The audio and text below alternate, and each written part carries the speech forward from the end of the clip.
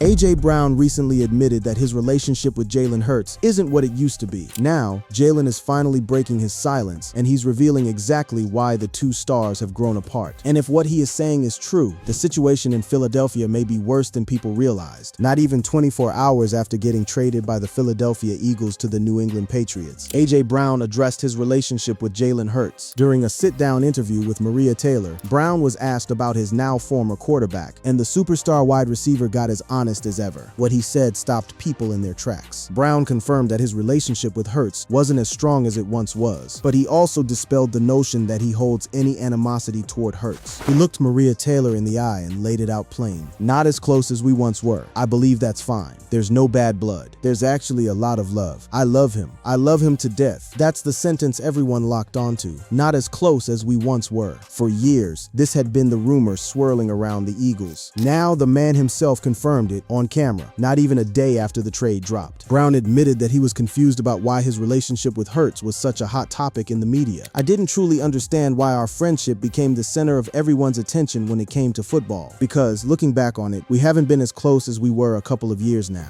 Think about how loaded that is, a couple of years. So while the Eagles were running it back as defending Super Bowl champions in 2025 and trying to stack history while they were grinding through a regular season under enormous pressure, the two guys at the center of the offense weren't actually that tight anymore. The last 2 seasons, their dynamic changed. They kept their distance on the sidelines during games, and the paling around became less and less frequent. People noticed, the cameras noticed, the locker room noticed, and now Brown was sitting there on a podcast confirming what everyone had already begun to suspect. Hurts had already faced questions about Brown's future during a recent media session. Reporters asked him how a possible Brown trade would impact the offense. Hurts paused, grabbed a drink, and joked, "Pick the right question to sip on, huh?" He later added that there's an if. Obviously, it's been a lingering thing, but nothing can replace all the greatness that we achieved together. That one line, "It's been a lingering thing."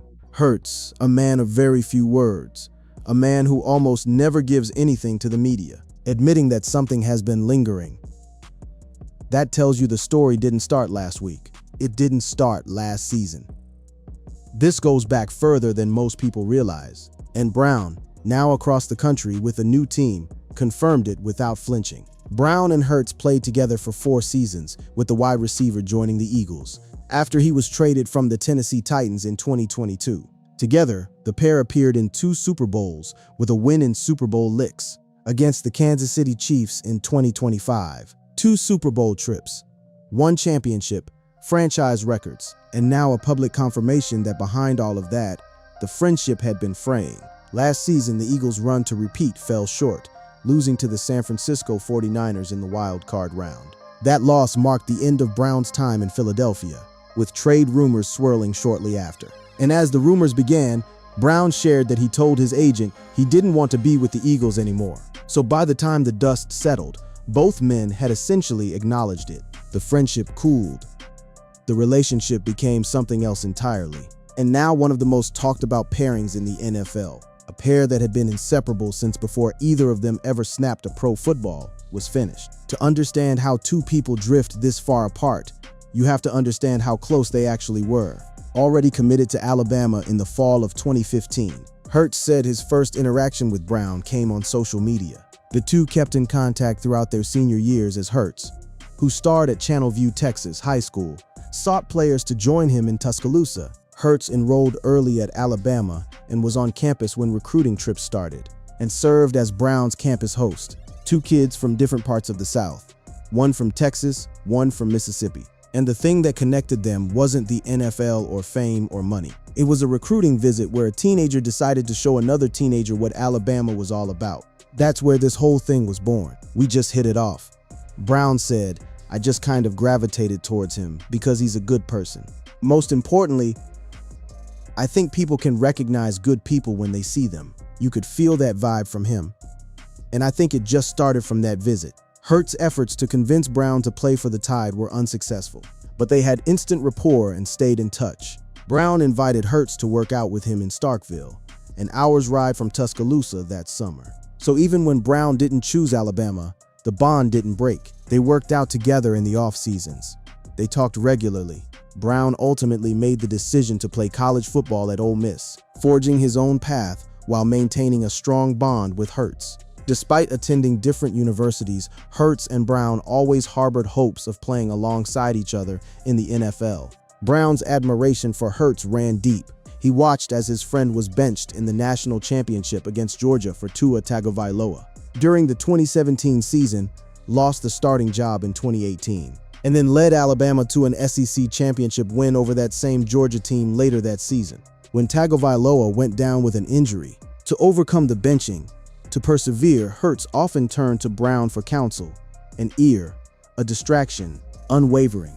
Hurts's brother, Evarian Jr., says of their friendship during that turbulent stretch, "That's the word that matters here, unwavering." When Hurts was getting benched at halftime of a national championship game in front of millions of people with his future in the balance, Brown was on the phone. Not a teammate, not a coach. Brown, the person he felt most comfortable leaning on. And Brown showed up. When the Tennessee Titans traded Brown to Philadelphia on draft night in April 2022, Hurts was the first personal call the receiver made. As someone who covers the Titans, it was known how close the two were dating back to their high school recruitment days. In the spring of 2022, before the trade, they worked out together. Then the call that changed everything. When the Eagles acquired Brown during the 2022 NFL Draft, he went on FaceTime with quarterback Jalen Hurts. Years of waiting, years of separate paths, and suddenly they were finally on the same team. According to Skip Bayless, Hurts serves as the godparent of AJ's daughter, which came from a separate relationship, and she was born in 2020. Let that sink in. Hurts wasn't just Brown's teammate or his friend. He was the godfather to his child. The level of trust and closeness that represents. You don't hand that title to someone you just kind of know. You give it to someone who you believe will be in your corner forever. Someone you'd put your family in the hands of. Hurts and Brown were best friends dating back to when Hurts tried to recruit Brown to come to Alabama. Their friendship strengthened through the years, even as they traveled different paths through college and their early pro careers. In April, they finally became teammates when the Eagles acquired Brown from the Tennessee Titans. A move Hurts championed and helped get to the finish line. Hurts pushed for this. He broke his own rule. The rule of staying out of roster decisions, specifically to get his best friend in Philadelphia, and the results on the field were immediate. Some teammates jokingly likened Hurts and Brown to an old married couple, according to quarterback Gardner Minshew, because while it was obvious they were close, they bickered. Old married couple. That's the level of familiarity these two had built over years of genuine friendship. And for a while, a beautiful, productive, championship-level while, it worked. Overcoming the hangover of winning a Super Bowl was the dominant topic, heading into the start of the 2025 Eagles training camp. A new offensive coordinator was taking over, with Kevin Patullo calling the plays. Fresh off a Super Bowl win, new play caller. Brown arriving to camp with a fire in his eyes and a statement that set the tone for what was about to become an exhausting season. The media gathered under the press conference tent, and Brown dropped the line of the season. "I truly feel like I am the best in the league, and I want to put my stamp on it," Brown said matter-of-factly after he was asked what was left to accomplish following a Super Bowl title. That's a championship receiver in peak confidence mode. He'd won the ring. He'd had 1-0-yard seasons. He wanted more. He wanted the individual recognition to match the team's success, and there was nothing wrong with that. But what followed would make that declaration feel like the first crack in a dam that was about to burst. Deanna Rossini, formerly of The Athletic, reported that after doing some digging and asking people inside the Eagles building, multiple offensive players had grown frustrated with Hurts's approach during the season, particularly against zone coverage. They believed he'd become hesitant in tight windows, leaning on checkdowns or scrambles, instead of trusting what was open downfield. Philadelphia ranked 30th in pass attempts. The result? Pass catchers became disinterested. Any top receiver I've covered in this league has said the same thing. They spend hours getting open. When the ball doesn't come their way, frustration follows. 30th in pass attempts. For a team that just won the Super Bowl, for a receiver who declared himself the best in the league. That's a brutally uncomfortable mismatch between expectation and reality. As the weeks went by, the Eagles were still winning football games, but the offense was looking lackluster, and Brown's lack of targets was starting to become a major conversation. More social posts ensued, and Brown started to take matters into his own hands, voicing his displeasures with the offense after practice during his locker room interviews. The social media activity became its own story. Cryptic posts, vague comments that landed with the subtlety of a sledgehammer. In a city like Philadelphia, where everyone is watching, everyone is reading, and everyone is waiting for something to grab onto. Last season, Brown became vocal on social media through cryptic posts, and even said on a Twitch stream that his fantasy football owners should drop him. That Twitch moment hit differently. An active NFL player on a live stream telling people to drop him in fantasy football. That wasn't a joke. That was a signal. That was a man who had decided the message needed to be louder if anyone was going to listen. Brown made it crystal clear through his words and actions that he was unhappy in the Eagles' offense, to the point that it became impossible to ignore. As one league source with ties to the Eagles put it, "I don't feel they want drama anymore." It got to the point where Eagles CEO Jeffrey Lurie held a meeting with Brown, where the receiver assured Lurie he would tone things down on social media. The owner of the franchise sitting down with a wide receiver to talk about social media. That's not routine. That's an organization reaching a breaking point and trying to manage the fallout before it became uncontrollable. Brown finished 19th in total receptions and 15th in receiving touchdowns, compared to all other NFL receivers during the regular season. It got to the point where Brown stopped talking to the media altogether. He would politely decline when a reporter would walk up, trying to ask him a question about the disappointment of his season. A man of his caliber, finishing 19th in receptions, in a year where he wanted to stamp himself as the best receiver in the league. Not talking to the media, not engaging, just going through the motions professionally while everything simmered underneath the surface. The crack in the wall had become something much bigger. If the social media posts were the warning signs, what happened in May 2026 was the moment that made the entire NFL world stop. Brown recently married his longtime partner Kelsey Riley during a luxury wedding in California. Hurts and his wife, Bri Burrows, did not attend the ceremony. Their absence led to rumors about possible tension between the quarterback and the wide receiver. Not just Hurts. His wife didn't attend either. This wasn't a scheduling conflict or a quick note of congratulations with a rain check. This was a full no-show from the man who was supposed to be the godfather of Brown's daughter. The man Brown called the moment he learned he'd been traded to Philadelphia. The man who had been in his corner since they were teenagers. While Hurts' absence was notable, TMZ noted that there weren't any current Eagles players there. Former cornerback Darius Slay was spotted though. Now there's layers to this.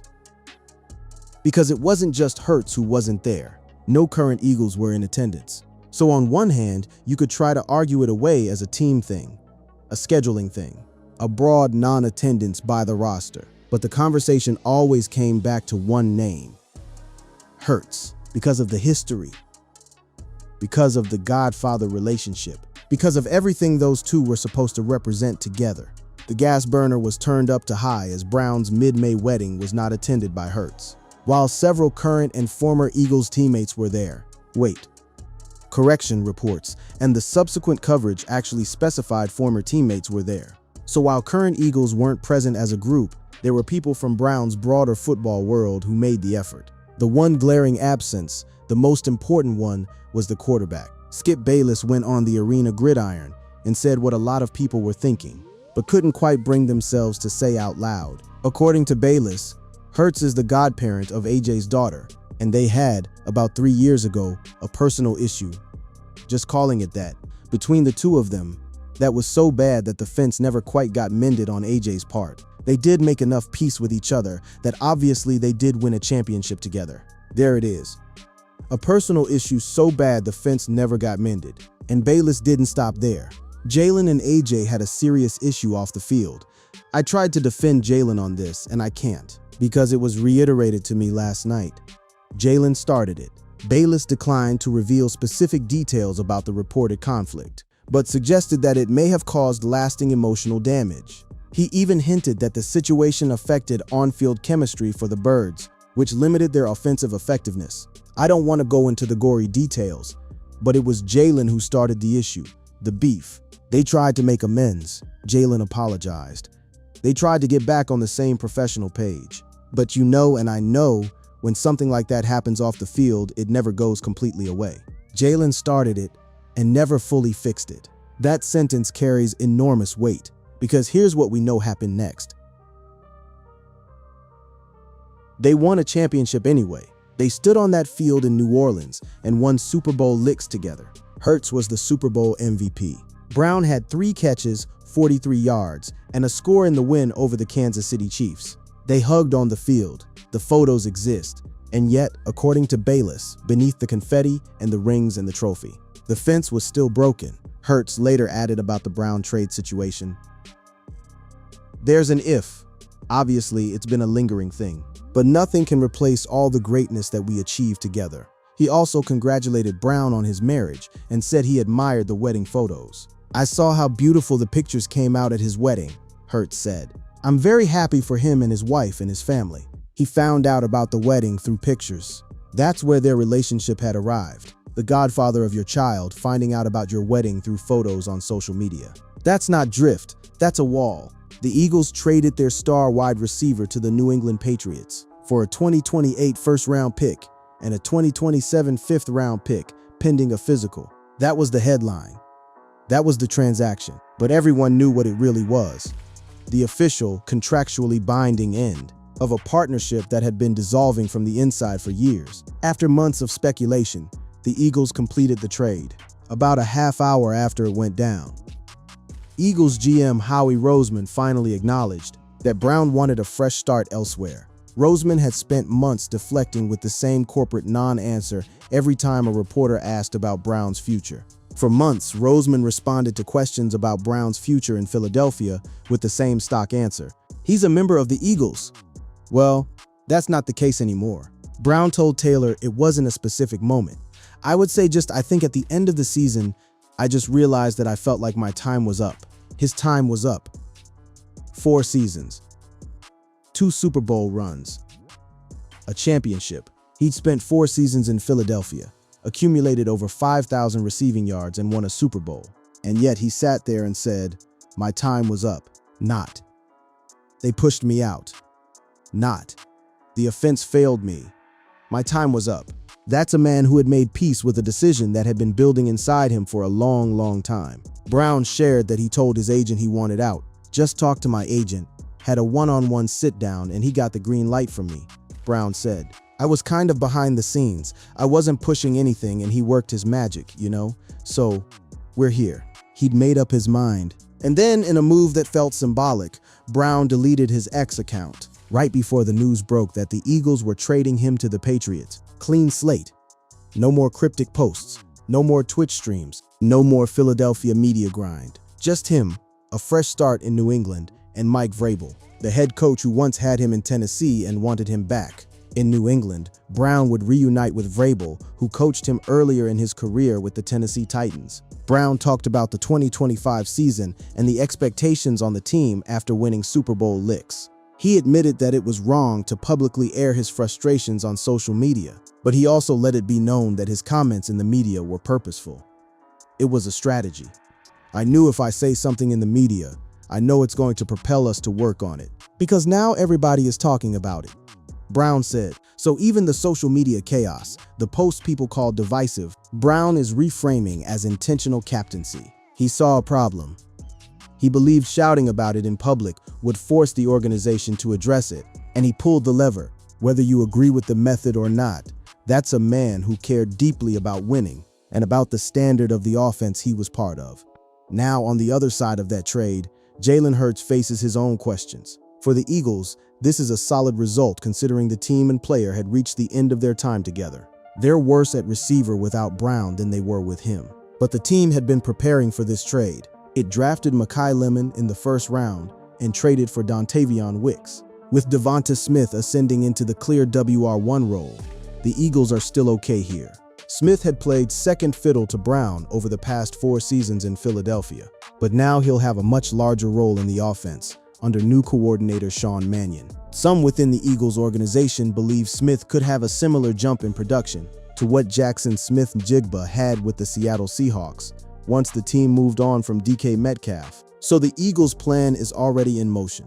But Hurts, the man at the center of all of this, the man whose personal issue with Brown lit the slow-burning fuse that ended this partnership, he now has to prove that the offense can thrive without the receiver he once lobbied to bring to Philadelphia. Brown won a Super Bowl, went to 2 Super Bowls, broke franchise records, and arguably became one of the best receivers in Eagles history. He had been a guy who sat there a couple of years ago and said he'd be an Eagle for life.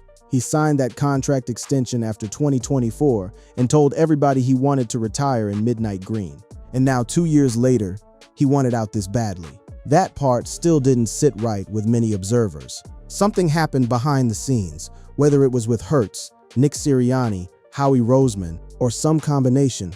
We may never fully know. And that's the thread that's going to keep pulling. Because Brown said nothing happened, but Bayless said Jalen started it and the fence never got mended. Because Brown said there's no bad blood, but the godfather of his daughter didn't show up to his wedding. Because Brown said they just drifted. But insiders described the dynamic as functional professional, which, for two guys who once raided each other's sock drawers in the locker room, is about as far from who they used to be as you can get. While the two stars drifted apart, Brown made it clear that didn't stop anything the team was trying to accomplish on the field. He also said he wants Hurts to do well and accomplish everything his heart desires in the future. They won a championship together with a broken fence between them. That's remarkable, actually, that two men could carry whatever this was, 3 years of something Bayless won't even name on air, and still stand in a Super Bowl end zone and celebrate together. But the season that followed made clear that the shelf life on that arrangement had expired. The offense stalled. They came up short, losing in the wild card round against the San Francisco 49ers. The curtain came down. Brown is gone, the most important wide receiver in Eagles history over the last 4 years. Traded for future draft capital and a chance at an offense that doesn't carry the weight of a fractured friendship at its core. Now both Brown and Hurts have to move on and figure out how to succeed without the other in 2026. Brown gets Vrabel, gets a fresh city, gets Drake May throwing to him in New England. Hurts gets to rebuild what an offense looks like without his best friend. Without the receiver he championed, the godfather to his daughter, the man he's known since they were teenagers standing on a recruiting visit in Tuscaloosa, and deciding that this was someone worth keeping close forever. Life happens, people drift, and sometimes the fences that don't get mended cost championships, contracts, and the end of something that felt, for a few years, like it was built to last.